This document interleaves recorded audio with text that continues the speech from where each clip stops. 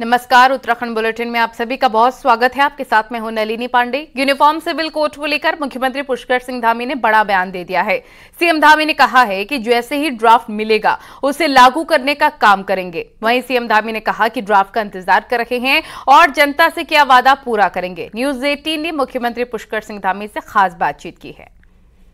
Sir ये कहा जा रहा है कि यूसीसी पर जल्द ही विशेष सत्र बुलाया जा सकता है, क्या कहेंगे? देखिए, हमने पहले से ही कहा है कि जैसे ही हमको यूसीसी कमेटी का ड्राफ्ट मिल जाएगा और हम उस पर तत्काल कार्रवाई करेंगे। और उसमें न तो कोई जल्दी की बात है न देर की बात है। कमेटी का ड्राफ्ट प्राप्त होते ही हम आगे की कार्रवाई जल्दी पूरी करेंगे। ऐसा भी कहा जा रहा है केंद्र से तो ग्रीन सिग्नल मिल चुका है। नहीं, देखिए, वो तो यूसीसी कमेटी जब भी हमको बना के दे देगी तो हम तैयार हैं उसके लिए। अमित शाह जी से भी कल बातचीत हुई यूसीसी को लेकर? नहीं, जब तक ड्राफ्ट नहीं मिलेगा और ड्राफ्ट मिलते ही जो है मैंने कहा है कि हम उस पर कार्रवाई करेंगे। और शीर्ष नेतृत्व का, हमारे सभी लोगों का उसमें हमको पहले से ही, चूँकि हमने अपने पार्टी का जो हमारा चुनाव के समय एक तरह से संकल्प था, वो संकल्प हमने उत्तराखंड की देवतुल्य जनता के सामने रखा था।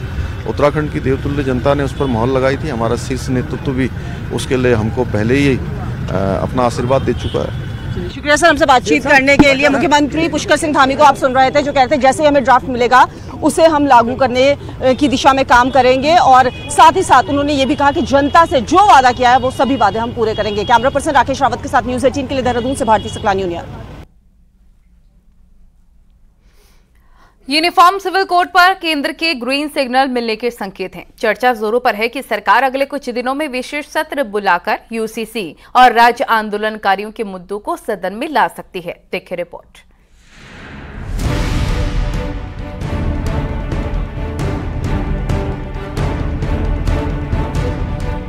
उत्तराखंड को देश का ऐसा पहला राज्य बनाने की तैयारी है जहां समान नागरिक संहिता अधिकार लागू होगा।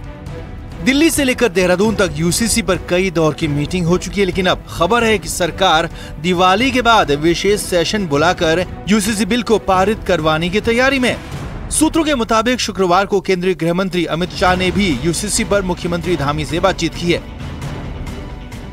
देखिए, विधानसभा का सत्र विधानसभा अध्यक्ष जी जब भी आहूत करेंगे तो स्वाभाविक विषय रहते हैं कि सरकार द्वारा जो कार्य सदन के उपयोगी होते हैं और उस सदन पटल में लाया जाता है। निश्चित रूप से यूसीसी भी उसमें एक महत्वपूर्ण विषय है। विशेष सत्र बुलाने को लेकर सरकार में मंत्री मानते हैं कि कई बार मुख्यमंत्री धामी कह चुके हैं कि विशेष सत्र बुलाना पड़े तो बुलाया जाएगा और सरकार यूसीसी की पक्षधर है और इस पर जल्द फैसला लेंगे। इसके लिए अगर विशेष सत्र बुलाना होगा वो भी बुलाया जाएगा, क्योंकि हमारी मंशा बिल्कुल साफ है। चुनाव से पहले माननीय मुख्यमंत्री जी ने घोषणा की थी कि हमारी सरकार आएगी जो यूसीसी लागू करेगी, तो भारतीय जनता पार्टी जो कहती है उसको करने में विश्वास। पिछले 2 साल से यूनिफॉर्म सिविल कोड पर सरकार की कवायद तेज है और अब कहा जा सकता है कि अब जल्दी यूसीसी पर तस्वीर साफ हो सकती है। न्यूज 18 के लिए देहरादून से भारती सकलानी की रिपोर्ट।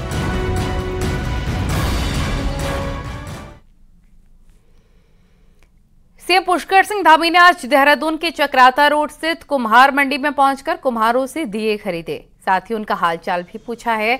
सीएम धामी ने कुम्हारों को फूल माला पहनाकर दीपावली की शुभकामनाएं दी।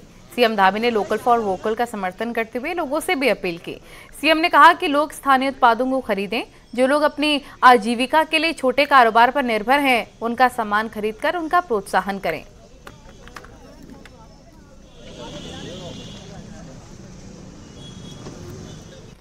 मुख्यमंत्री पुष्कर सिंह धामी ने पूर्व मुख्यमंत्रियों से भी मुलाकात की और शुभकामनाएं दी हैं। सीएम धामी ने पहले पूर्व सीएम और सांसद तीरथ सिंह रावत से मुलाकात की। साथ ही सीएम धामी ने पूर्व मुख्यमंत्री त्रिवेंद्र सिंह रावत से भी मुलाकात की।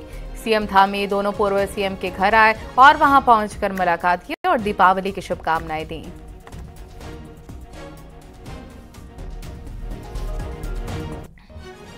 दीपावली पर अयोध्या नगरी दियों से जगमग हुई तो देवभूमि में भी एक दिया भगवान राम के नाम पर जलाने का आह्वान बीजेपी ने किया। वहीं कांग्रेस का कहना है कि अयोध्या और भगवान राम पूरे देश के हैं और राजनीति करने वाली बीजेपी जान ले कि देवभूमि के हर घर में रोज दिया जलता है। देखिए रिपोर्ट। इस बार की दीपावली को भारतीय जनता पार्टी खास दिवाली बनाना चाहती है। 22 जनवरी को भगवान राम के मंदिर की प्राण प्रतिष्ठा अयोध्या में होगी तो अयोध्या भी दीपों से जगमगे।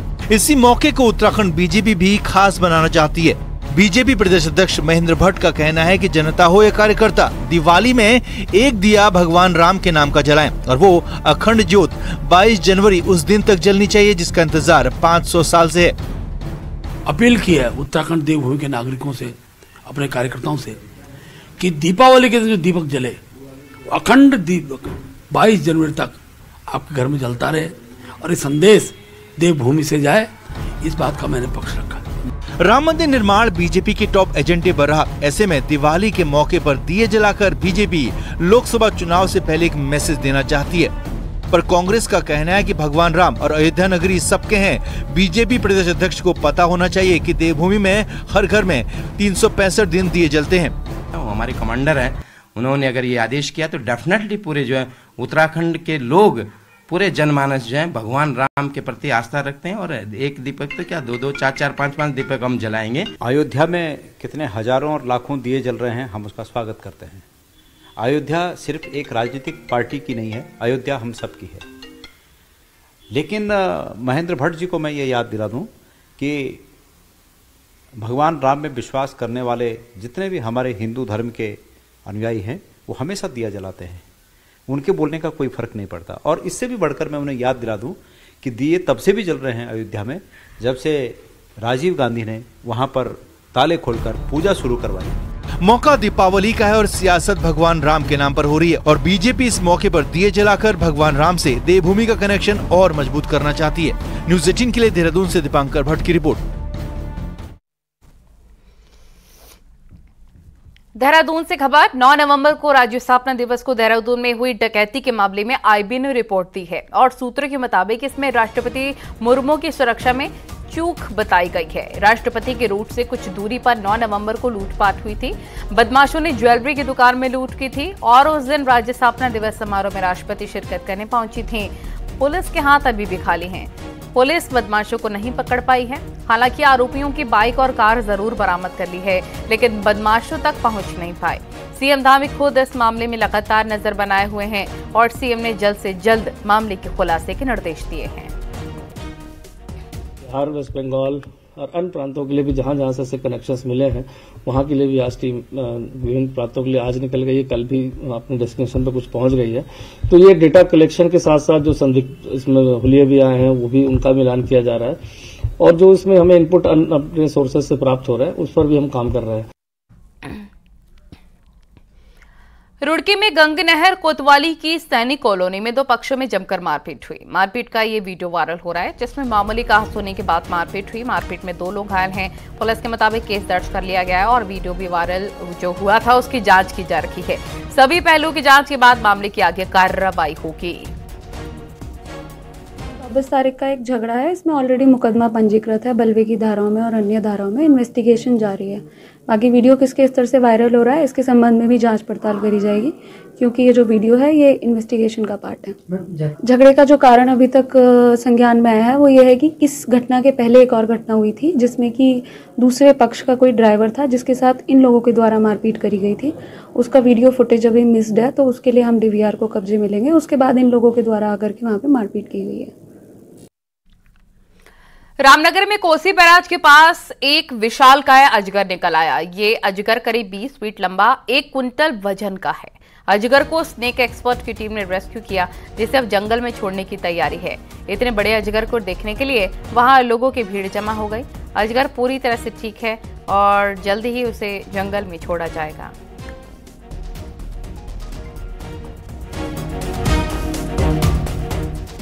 भगवान केदारनाथ के कपाट 15 नवंबर को शीतकाल के लिए बंद होंगे, लेकिन केदारपुरी में कपाट बंद होने की प्रक्रिया शुरू हो गई है।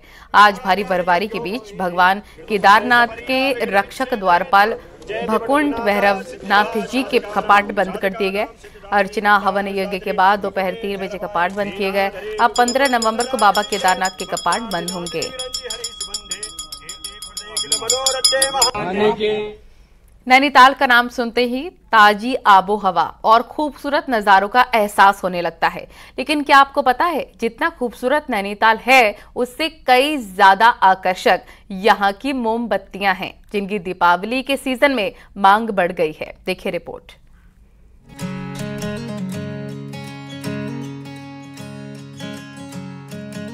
देखने में आम, सेब, केला, संतरे जैसे दिख रहे ये कोई फल नहीं है, बल्कि ये है नैनीताल की खूबसूरत मोमबत्तियां। सिर्फ यही नहीं बल्कि लालटेन, बियर ग्लास, भगवान की मूर्ति या अरोमा कैंडल की कई किस्मों की ये मोमबत्ती लोगों को हक्का बक्का कर देती है। तो नैनीताल आने वाले पर्यटक इनको खरीदे बगैर रह नहीं पाते। रोशनी के पर्व पर सिर्फ घरों को रोशन करने के ही नहीं बल्कि लोग इनको उपहार के तौर पर खरीदने की भी सोच रहे हैं। तो नातेदारों और रिश्तेदारों के लिए नैनीताल से इन मोमबत्तियों को ले जा रहे हैं।